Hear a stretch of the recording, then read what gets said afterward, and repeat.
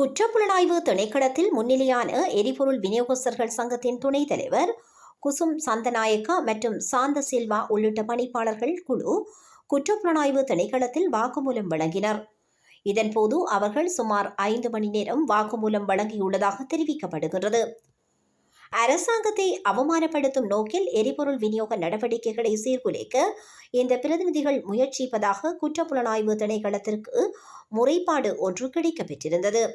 அதன்படி இந்த குழுவை நேற்றைய தினம் மாலை குற்றப்புலனாய்வு திணைக்களத்தில் ஆஜராகுமாறு அறிவிக்கப்பட்டிருந்தமை குறிப்பிடத்தக்கதாகும். පසුගියදා ඇතිවෙච්ච මේ කනිතෙල් අර්බුදය ඇත්තටම කනිජ අර්බුදයක් හටගත්තේ කනිතෙල් බෙදුම්කරුවන් හැටියට අපිට තිබිච්ච වට්ටම 50%කට ආසන්න මුදලකින් කප්පාදු කිරීම නිසා තමයි මේ ප්‍රශ්නේ ඇති වුණේ. ඉතින් අද දින ඒ සම්බන්ධව විවිධ ප්‍රශ්න කතා කරගන්න කිසියම් පාර්ශ්වයක් මේකෙන් ලොකු හානියක් වුණා කියලා මේකට පැමිණිල්ලක් දාලා තිබුණා. ඒකට උත්තර වශයෙන් අපි මේ CID එකට පැමිණිලා අද දිනේදී ඒකට උත්තර බැලඳා අපි කියන්නේ අපි කිසිම කඩකප්පල්කාරී ව්‍යාපාරයක් හැටියට නෙවෙයි මේක කටයුතු කරේ. අපේ ව්‍යාපාර රැක ගැනීමේ අදහසින් තමයි මේක කරේ. පසුව අපි දැනගත්තා මේක මේ විදිහට කරන්න බෑ කියලා.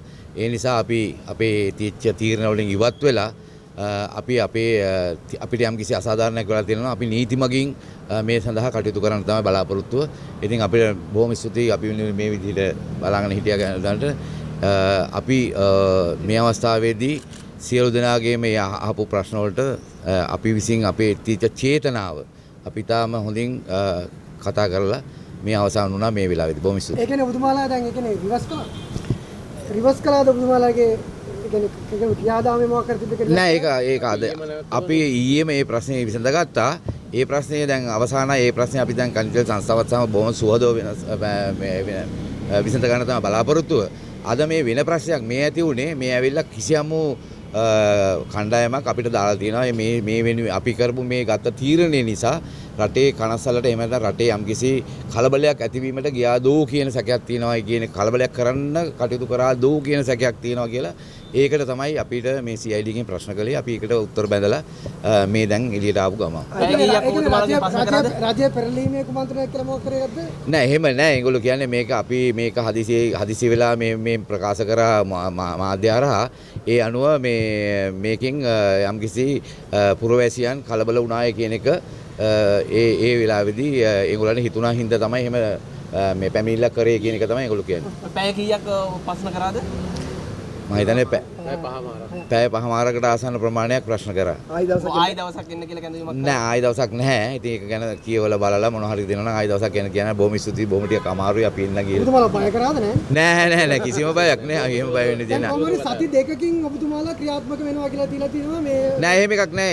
අපි CPC එකේ සභාපතිතුමා අපිට කියලා තියෙනවා දන්වලා තියෙනවා ඇසෝසියේෂන් එකට 18 වෙනිදා අදත් රැස්වීමක් තිබුණා. 18 වෙනිදා මෙහි යම්කිසි ගැටලු තියෙනවා නම් ඒ ගැන සාකච්ඡා කරනවා යන්න දෙන්න පුළුවන් සහන මොනවද කියන එක 18 වෙනිදාට ප්‍රකාශ කරන්නම් කියලා තියෙනවා. ඉතින් අපි බලාගෙන ඉන්නවා එදා වෙනකන් මේක එහෙම එකක් ලැබෙවි දෝ කියලා. දැන් නැවතත් මේ වගේ ක්‍රියාමාර්ග ගන්නවද මේ ඉස්සෙල්ලා ගත්ත ඒවා? නෑ එහෙම නෑ. අපි කිව්වනේ දැන් ඊට පස්සේ මේ වගේ ඒවා කරන්නේ නෑ. අපි ඊට පස්සේ නීති මාර්ගයෙන් අපිට යන්න පුළුවන්. මොකද මේක දෙපාර්ශ්වයක් අතරේ තියෙන ව්‍යාපාරික මේ ගිවිසුමක් තමයි තියෙන්නේ. යම්කිසි පාර්ශ්වයෙන් ගිවිසුම උල්ලංඝනය වුණා නම් ඒකට යා යුත්තේ නීතියට. අපි නීතියට ගන්න නැතුව ඒක වෙනස් මාර්ගයකට ගිහින් තමයි මේ ප්‍රශ්නේ ඇති වුනේ. ඒ කියන්නේ වැඩ වර්ජනය නිසා ඔබතුමාලත් හිතනවා මේ ජනතාව අපහසුතාවයටපත් වුණා කියලා. අපි වැඩ වර්ජනය කරෙත් නෑ. අපි ඇත්තටම කරේ සිකුරාදා අපි ප්‍රකාශයටපත් කරේ අපි නැවත තෙල් ඇනවුම් කරන්නේ නෑ කියන එක විතරයි. මොකද ඒකට කාලයක් තිබුණා. සිකුරාදා අපි තෙල් අරගත්තාම සෙනසුරාදා ඉරිදා සඳුදා මේ තුනටම තෙල් ඇති වෙන්න තියෙනවා. ඒ තෙල් අපි පිරවුම්හල් වහනවා කියලා කතාවක් කාටවත් කියලා නෑ. අපි කිව්වේ තෙල් නැවත ඇනවුම් කිරීම නවත්තලා සංස්ථාව අපිත් එක්ක සාකච්ඡාවට ඇවිල්ලා මේක ප්‍රශ්නයක් විසඳගනී කියන ක්‍රමය තමයි අපි බලාපොරොත්තු වෙන්නේ. බොහොම ස්තුතියි සියලු දෙනාට. ඇනවුම් කිරීම නවත්තර පස්සේ ඉතින් ප්‍රශ්නයක් එනවනේ කොහොමද? ඒක තමයි මහත්තයාට මම කියන්නේ මේ මාධ්‍ය වේදිනුත් මේක දැනගන්න ඕනේ.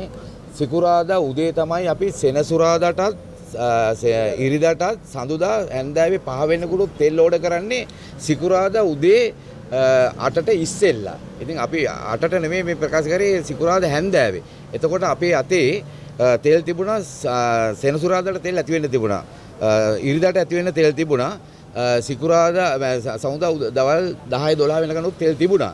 නමුත් අපි දන්නවා මේ ප්‍රකාශය සිදු කරාම නිකන් පැනික් බයින් කියලා જાතියක් ඇති වෙනවා. ඒ කියන්නේ අර මිනිස්සු ඒ නිසා තමයි මේ කරදරය ඇති වුනේ. ඉතින් අපිට ඒකට අත්දැකීම් නැති නිසා තමයි වෙන්න ඇති. අපි හොඳයි බොහොම ස්තුතියි මේක තමයි. මගේ නම කුසුම් සඳනායක. මම කනිතෙල් බෙදුම්කරුවන්ගේ සංගමේ උපසභාපති. ඔබතුමාලා වැරද්දක් කරේ නෑ ජනතාවට? නෑ කිසිම වරදක් කවදා කරන්නෙත් නෑ. ආයි කරන්නේ නෑ. මෙතෙක් කරන්නෙත් නෑ. රයිට්. කරන්නෙත් නෑ රයිට්.